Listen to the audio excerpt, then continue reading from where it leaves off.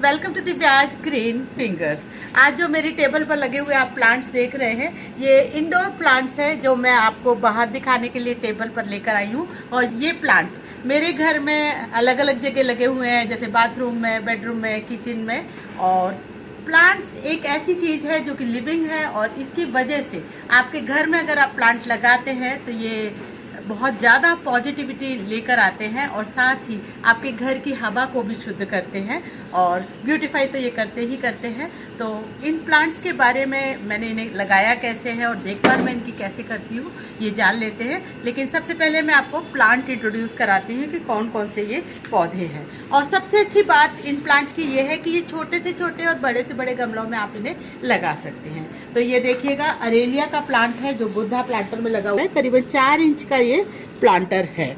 इसके अलावा पोथोज की बहुत सारी वैरायटीज आती है, गोल्डन पोथोज, नियोन पोथोज, और ये सब देखने में बहुत खूबसूरत लगते हैं। और पोथोज के साथ सबसे अच्छी बात यह है कि आप छोटे से छोटे बड़े पॉट में लगा लीजिएगा, बड़े से बड़े पॉट में लगा लीजिएगा, मॉस स्टिक में लगाइएगा, हैंगिंग बास्केट में लगाइएगा, ये सब दूर खूबसूरत लगते हैं। ये देखिएगा कितना क्यूट बर्ड प्लांटर में लगा हुआ ये नियॉन पोथोज।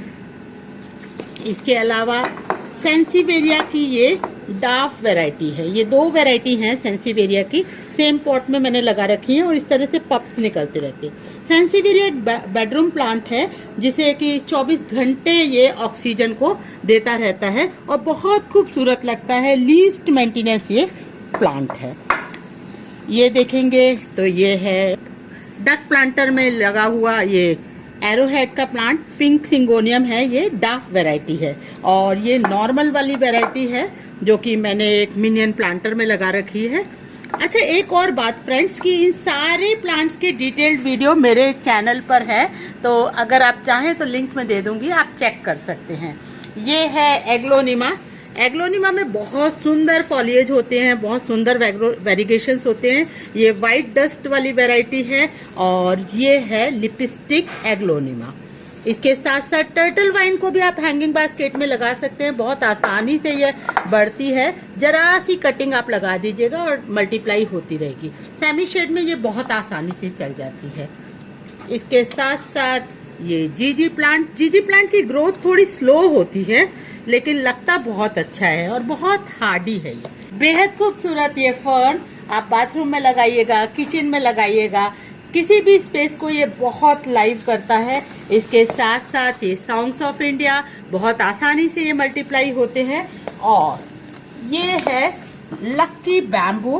बैम्बू को भी आप वाटर मीडियम में लगा सकते हैं, सॉइल मीडियम में भी लगा सकते हैं। और बैम्बू तो बहुत लकी प्लांट माना जाता है, तो आसानी से लग जाता है, बहुत हार्डी होता है। और ये है टेबल पाम, और टेबल पाम की ये वैरायटी है, बहुत आसानी से धीरे धीरे से मल्टीप्लाई होती रहती है और बहुत ज़्यादा आपको बार बार रिपोर्टिंग करने की ज़रूरत नहीं होती और देखने में बहुत खूबसूरत लगता है और साथ में ऑक्सीजन भी ये उत्सर्जित करता है।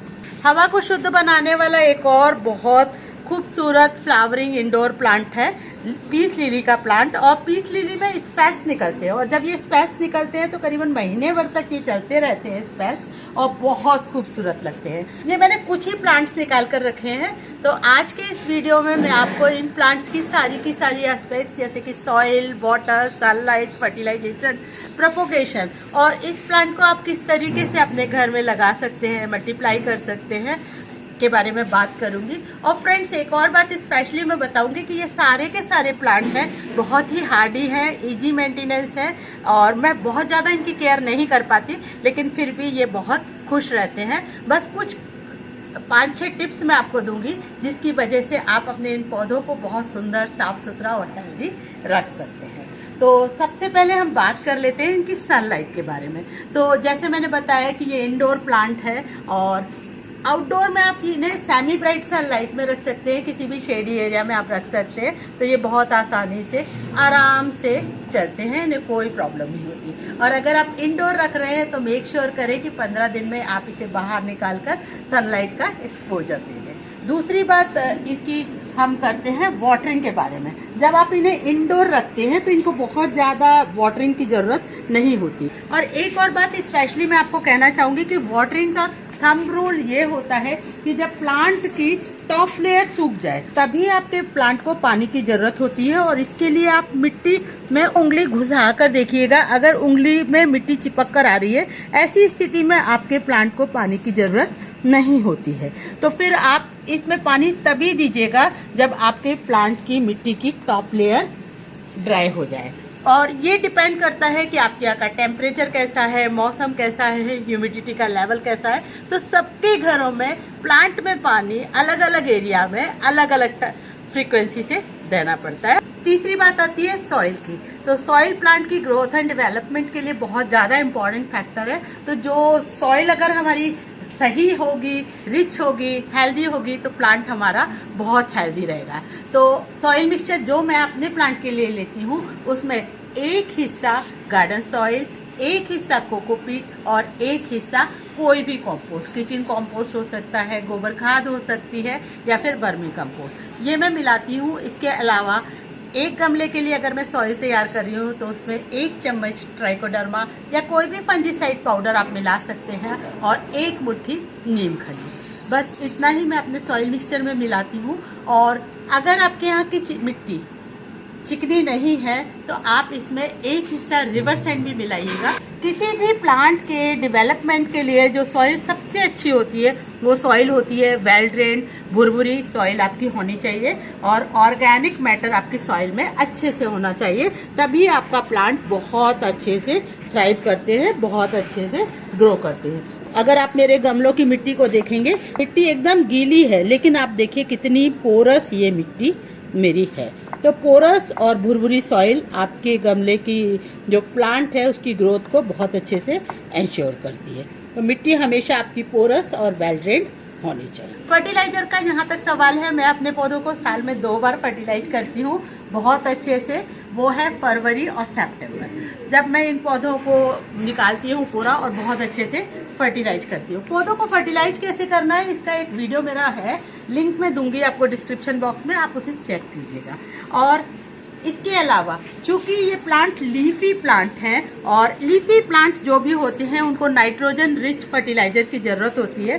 तो वैसे तो आप जब गोबर खाद देते हैं तो उसमें ऑलरेडी प्लांट को नाइट्रोजन मिल जाता है, लेकिन फिर भी अगर आप चाहें और आप अगर कर सकते हैं तो इनको 15-20 दिन में एक बार गोबर खाद का लिक्विड फर्टिलाइजर आप दे दीजिएगा। उससे आपके पौधों की पत्तियां बहुत ही ब्राइट और शाइनिंग वाली रहेंगी, फॉलिएज उनका बहुत सुंदर आएगा। स्पेशल केयर के नाम पे इन पौधों को मिस्टिंग की बहुत जरूरत होती है। तो मिस्टिंग अगर आप पौधों को करते हैं तो पौधे बहुत खुश रहते हैं और काफी फ्रेश भी ये लगते हैं। तो आप इनकी रेगुलर मिस्टिंग कीजिएगा। और सर्दी में मिस्टिंग आप 2-3 दिन में एक बार कर सकते हैं, लेकिन गर्मी में आप रोज मिस्टिंग करेंगे तो पौधा आपका काफी हेल्दी और हैप्पी रहेगा। एक और चीज कि कुछ पौधों की पत्तियां बहुत बड़ी बड़ी होती हैं, जैसे कि ये पीस लिली का प्लांट है, इसकी पत्तियां बहुत बड़ी बड़ी हैं, तो आप इन पे रेगुलर वाइपिंग कर दीजिएगा। इन पे डस्ट एक्यूमुलेट नहीं होनी चाहिए। अगर आप इसकी रेगुलर वाइपिंग कर देंगे तो पत्तियां तो साफ रहेंगी और साथ में उनमें फोटोसिंथेसिस भी बहुत अच्छे से होगा और आपका प्लांट बहुत अच्छे से चलेगा। तो आप वाइपिंग कीजिएगा, मिस्टिंग कीजिएगा। और इसके साथ साथ जो पत्तियां आपकी खराब हो जाती हैं, वियर्ड हो जाती हैं, डस्ट बर्न हो जाती हैं, उनको आप हटा दीजिएगा। समय समय पे आप उनको सफाई कर दीजिएगा, जिससे कि आपका पौधा भी नीट लगेगा एक तो, और दूसरा नीट लगने के साथ साथ ये पौधे की अननेसेसरी न्यूट्रिएंट्स भी ये पत्तियां नहीं लेंगी। तो ये आप कर सकते हैं। अगर आपकी एरिका की जैसे टिप्स हैं जो बर्न हो गई हैं, तो बर्न हुई टिप्स को आप कट कर दीजिएगा। आप कैंची से कट कर सकते हैं इस तरीके से। तो ये बर्न टिप, इससे आपके पौधे को नीट लुक मिलेगा। इसी तरह की टिप बर्निंग की प्रॉब्लम पीस लिली में भी दिखाई देती है, तो इन टिप्स को आप कट कर दीजिएगा। तो ये कुछ केयर टिप्स थी जो आप इन प्लांट्स के बारे में लीजिएगा और ये प्लांट बहुत अच्छे से चलेंगे। अगर आप चाहें तो अपने प्लांट्स को डेकोरेटिव ये बॉल्स वगैरह लेके डेकोरेट भी कर सकते हैं, या फिर आप इन्हें टॉयज लगा के भी डेकोरेट कर सकते हैं। तो ये देखने में बहुत सुंदर लगते हैं और आप इन्हें एज इट इज भी रख सकते हैं। तो फ्रेंड्स, ये मेरी कुछ टिप्स थी इंडोर प्लांट्स के बारे में। तो आई होप आपको मेरा ये वीडियो पसंद आया होगा, और अगर आपको मेरा ये वीडियो पसंद आया है तो इसे लाइक कीजिएगा, कमेंट कीजिएगा, शेयर कीजिएगा और मेरे चैनल को सब्सक्राइब कीजिएगा। And big thank you for watching this video till the end.